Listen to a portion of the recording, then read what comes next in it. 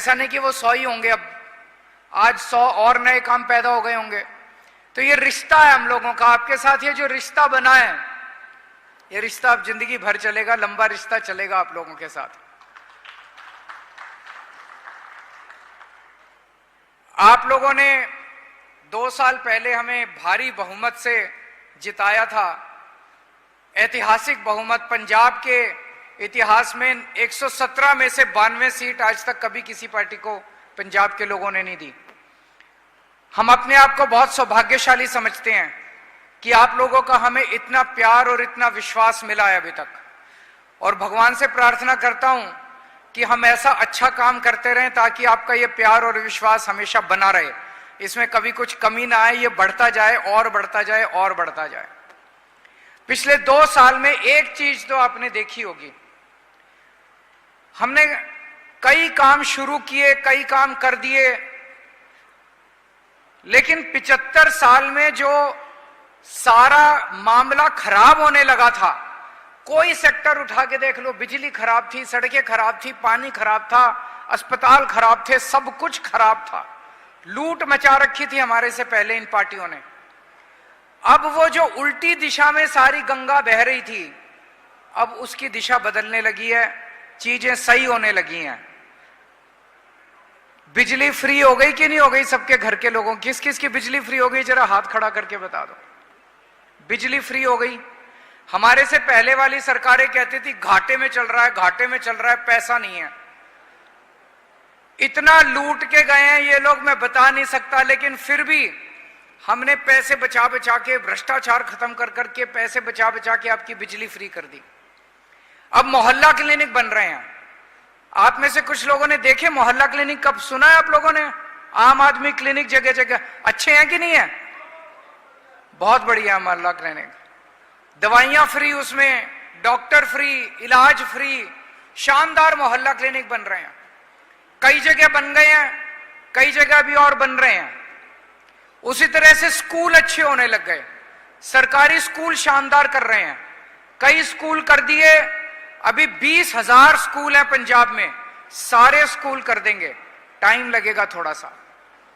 बच्चों को नौकरियां देनी शुरू करी हैं, 50,000 के करीब बच्चों को सरकारी नौकरियां, नई सरकारी नौकरियां मिली हैं। यह छोटी बात नहीं है 2 साल के अंदर। सबसे बड़ी बात है, अभी तक जो सरकारी नौकरियां मिलती थी उसके लिए या तो रिश्वत देनी पड़ती थी या सिफारिशी अपने अपने लोगों को देते थे।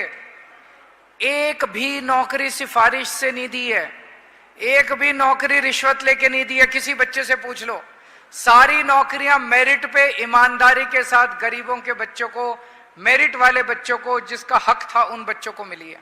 पहली बार ये हो रहा है पंजाब के अंदर।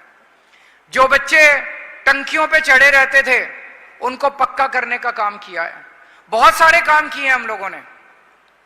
लेकिन आज मैं आप लोगों से कुछ मांगने के लिए आया हूं। हमेशा मैं मांगता ही हूं, छोटा भाई हूं आप लोगों का, तो छोटे भाई का तो फर्ज बनता है बड़े भाई से मांगने का, कभी भी मांग सकता है। तो आज मैं आप लोगों से मांगने के लिए आया हूं। ये केंद्र सरकार बनाने का चुनाव है। पंजाब में 13 सीट है, 13 सीट कम नहीं होती। अगर आप 3 सीट इस पार्टी को, 4 सीट उस पार्टी को, 2 सीट इस पार्टी को दे दोगे तो रायता सा फैल जाएगा, कुछ मजा नहीं आएगा। ये 13 की 13 सीट आप आम आदमी पार्टी को दे दो, जैसे आपने 117 में से 92 सीट दी थी। आप पता है केंद्र के अंदर आज जो सरकार बैठी है, कितनी गुंडागर्दी मचा रखी है इन लोगों ने। जिसकी मर्जी सरकार तोड़ देते हैं, जिसकी मर्जी सरकार तोड़ देते हैं। अभी 2 दिन पहले अमित शाह जी आए थे लुधियाना, धमकी देके गए हैं। सुना आप लोगों ने? देखा वीडियो अमित शाह जी? पता है आप लोगों को, किस किस को पता है अमित शाह जी क्या बोल के गए थे? लुधियाना में धमकी देके गए हैं, 4 जून के बाद पंजाबियों, जो सरकार आप लोगों ने चुन के पंजाब में बनाई है, 4 जून के बाद उस सरकार को खत्म कर देंगे, भगवंत मान को, आपके मुख्यमंत्री को हटा देंगे। ये तो गुंडागर्दी है यार। ये मतलब आज तक कभी किसी गृह मंत्री को देखा खुलेआम किसी राज्य के अंदर जाके देश का गृह मंत्री गुंडों वाली बात कर रहा है? कि 4 जून के बाद मैं तुम्हारी सरकार गिरा दूंगा। अरे कैसे गिरा देगा यार, 117 में से 92 सीट दी है। ये तो शुक्र है आप लोगों का, शुक्र है वाहेगुरु जी का कि 117 में से 92 सीट दी। 117 में से 60 सीट दी होती, अभी तक गिराई दी होती इन लोगों ने। आपने 92 सीट दी, फिर भी इनकी इतनी हिम्मत हो गई आके धमकी देके जाने की। मैं अमित शाह जी को कहना चाहता हूं, अमित शाह जी, पंजाबियों का दिल बहुत बड़ा होता है। आप प्यार से मांग लेते, एक आध सीट दे भी देते।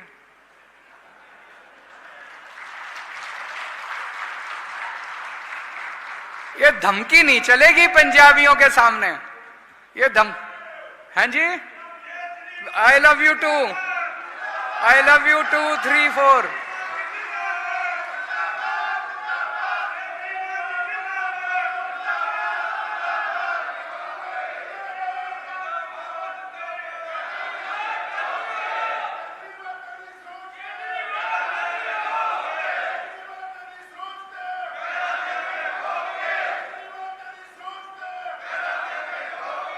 तो ये गुंडागर्दी नहीं चलेगी पंजाबियों के सामने। तुमने चैलेंज किया है पंजाबियों को, 3 करोड़ पंजाबी। अब देखना 1 तारीख को तुम्हारा क्या हाल करते हैं पंजाब के 3 करोड़ पंजाबी।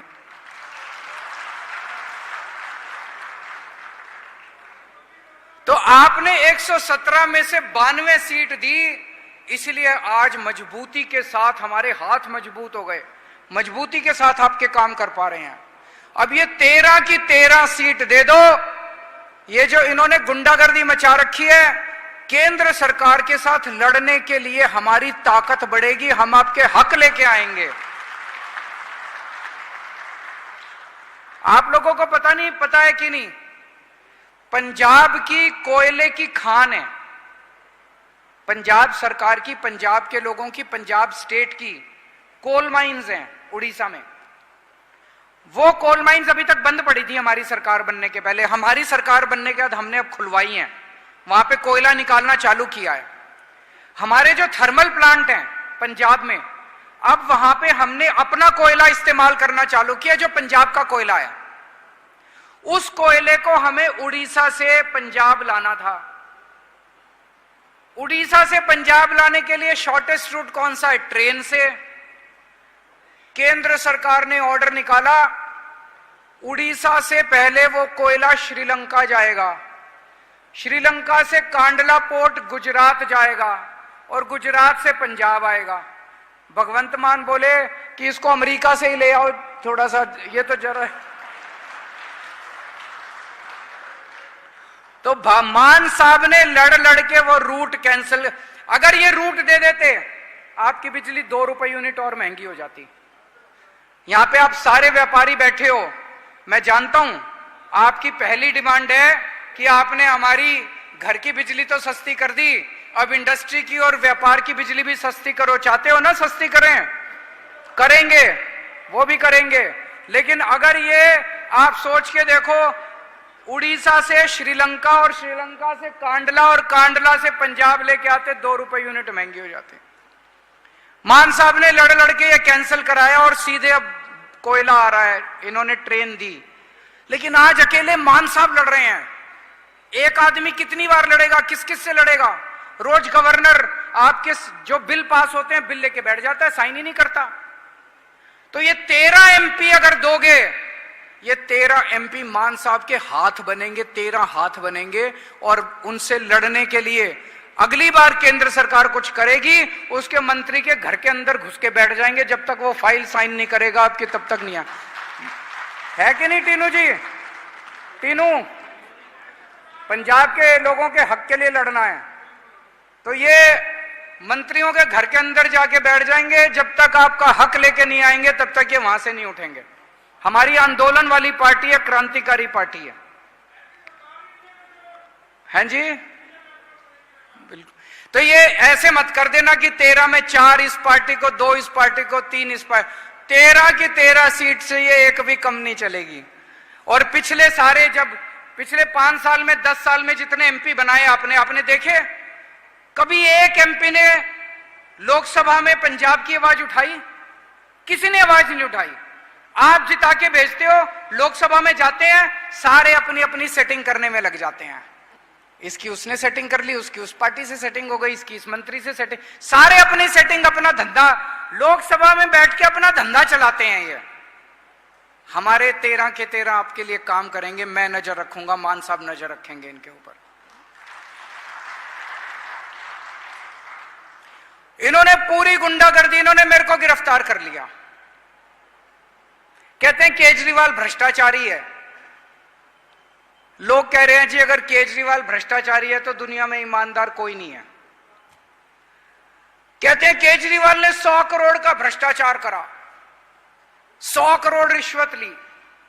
मैंने उनसे पूछा 100 करोड़ अगर रिश्वत ली वो कहीं तो मिलेगा? 500 जगह रेड मार ली तुम लोगों ने, एक नया पैसा नहीं मिला, हवा में गायब हो गया क्या 100 करोड़? कहीं कोई कैश मिलेगा, कहीं लॉकर, कहीं बैंक में मिलेगा, कहीं ज्वेलरी मिलेगी, कहीं कुछ नहीं मिला। अभी आपने पता नहीं देखा कि नहीं देखा, इंडिया टीवी वाले रजत शर्मा ने प्रधानमंत्री जी का इंटरव्यू करा, आपकी अदालत। उसने प्रधानमंत्री जी से पूछा कि केजरीवाल कह रहा है कि आपके पास उसके खिलाफ कोई सबूत नहीं है, कोई रिकवरी नहीं है। पूरे देश के सामने प्रधानमंत्री जी ने कहा कि हमारे पास सबूत इसलिए नहीं है, रिकवरी इसलिए नहीं है क्योंकि केजरीवाल अनुभवी चोर है। पूरे देश के सामने प्रधानमंत्री कबूल कर रहे हैं कि पूरा मामला फर्जी है, कोई सबूत नहीं है, कोई। तो क्यों गिरफ्तार किया? 16 मार्च को इलेक्शन कमीशन ने चुनाव डिक्लेयर किए, 21 मार्च को मेरे को गिरफ्तार कर लिया। वो नहीं चाहते थे कि मैं पूरे देश में घूम घूम के प्रचार करूं, भाषण दूं। उनको डर लग रहा था केजरीवाल पूरे देश में घूम गया, हमारी 10-15 सीट कम कर देगा, इसको अंदर करो। उन्होंने मेरे को अंदर कर दिया। लेकिन भला हो सुप्रीम कोर्ट का, सुप्रीम कोर्ट ने भी कहा जा केजरीवाल जा, खूब प्रचार कर। और मेरे को 21 दिन की मोहलत दे दी, मैं आप लोगों के बीच में आ गया। और इनके अहंकार का आलम देखो, कितना अहंकार हो गया इनको। अभी पिछले 15 दिन में मोदी जी ने कई टीवी चैनलों को इंटरव्यू दिए, पता नहीं आपने देखे नहीं देखे। उस इंटरव्यू में प्रधानमंत्री जी कह रहे हैं मैं अपनी मां के पेट से पैदा नहीं हुआ, मैं पृथ्वी पे प्रकट हुआ हूं। देखा आप लोगों ने? किस किस ने देखा? जरा से हाथ खड़े। कहते हैं मैं पृथ्वी पे प्रकट हुआ हूं, मैं भगवान का अवतार हूं। आप में से कौन कौन मांगता है कि मोदी जी भगवान के अवतार हैं? ये क्या हो गया इन लोगों को? संबित पात्रा कहता है भगवान जगन्नाथ मोदी जी के भक्त हैं। नड्डा साहब कहते हैं मोदी जी देवताओं के देवता हैं। पूरे देश में महंगाई हो रही है, इतनी बेरोजगारी हो रही है, उसकी कोई चिंता नहीं है इन लोगों को। जनता का घर चलाना मुश्किल हो रहा है, उसकी कोई चिंता नहीं है इन लोगों को। ये पता नहीं कौन सी दुनिया में भगवान कह रहे हैं मैं भगवान का अवतार हूं। हम रामचंद्र जी को मानते हैं, हम कृष्ण जी को मानते हैं, हम हनुमान जी को मानते हैं, हम शिव जी को मानते हैं, हम वाहेगुरु को मानते हैं। मोदी जी को भगवान नहीं मान सकते हम लोग।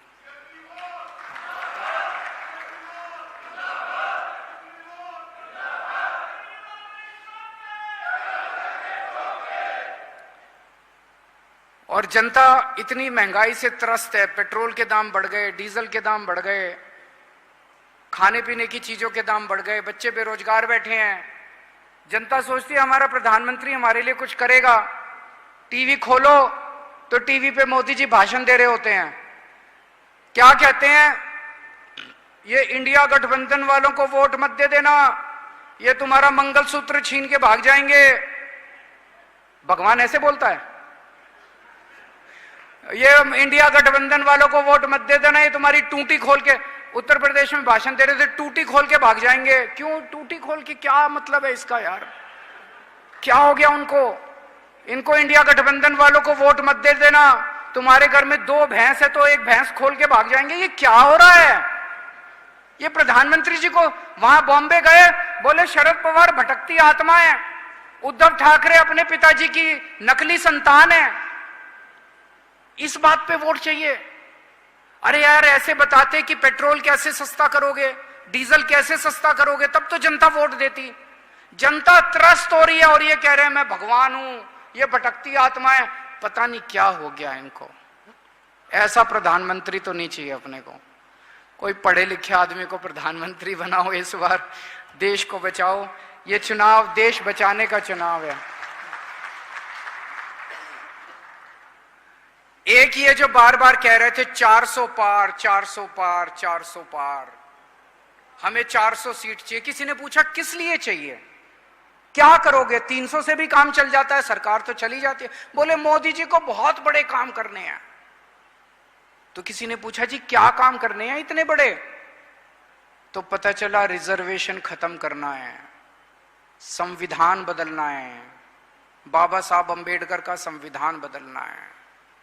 बहुत खतरनाक षड्यंत्र रचे हुए इन भगवान ने, इनसे बच के रहो। तो दोस्तों, आप लोगों से फिर इतनी भारी संख्या में आ जा पाए हमारी बातें सुनने के लिए, मिलने के लिए, आप सबका बहुत बहुत शुक्रिया अदा करना चाहता हूं। और एक ही वादा चाहता हूं, मेरे को पता है यहां जितने लोग बैठे हैं, एक एक आदमी के पीछे 10-10 हजार लोग हैं। आप तो वोट डालोगे ही डालोगे। हर आदमी अपने जितने जान पहचान वाले हैं, जितने एसोसिएशन के लोग हैं, सबके वोट आप लोगों को डलवाने हैं। बहुत बहुत शुक्रिया।